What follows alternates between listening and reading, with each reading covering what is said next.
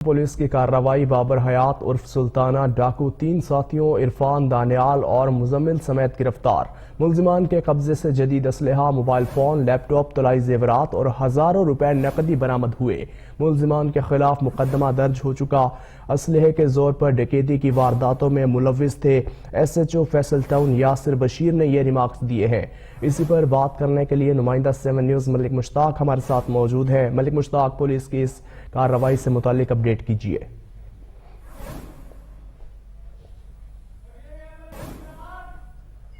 और उन्होंने उसके बाद अपने मातहत आने वाले तमाम थानों के SHOs के साथ मीटिंग की और कुछ टीमें तश्कील दे दी और उसी के तनाजुर में आज फैसल टाउन पुलिस ने कार्रवाई करते हुए दहशत की अलामत समझे जाने वाले डाकू बाबर हयात उर्फ सुल्ताना डाकू को 3 साथियों समेत पुलिस मुकाबले के बाद गिरफ्तार कर लिया।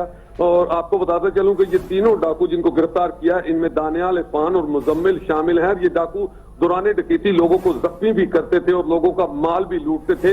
इसमें अहम बात यह है कि SHO यासिर बशीर चीमा, जो कि फैसल टाउन के SHO हैं, इन्होंने बताया कि जब डाकुओं को गिरफ्तार किया गया तो ये वारदात कर रहे थे और वारदात के दौरान कॉल होने पर जब पुलिस पार्टी वहां पर पहुंची तो डाकुओं ने पुलिस पर फायरिंग कर दी और पुलिस मुकाबला शुरू हो गया। और उसके बाद मुकाबला शुरू हो गया। मलिक मुश्ताक, आपका बहुत शुक्रिया।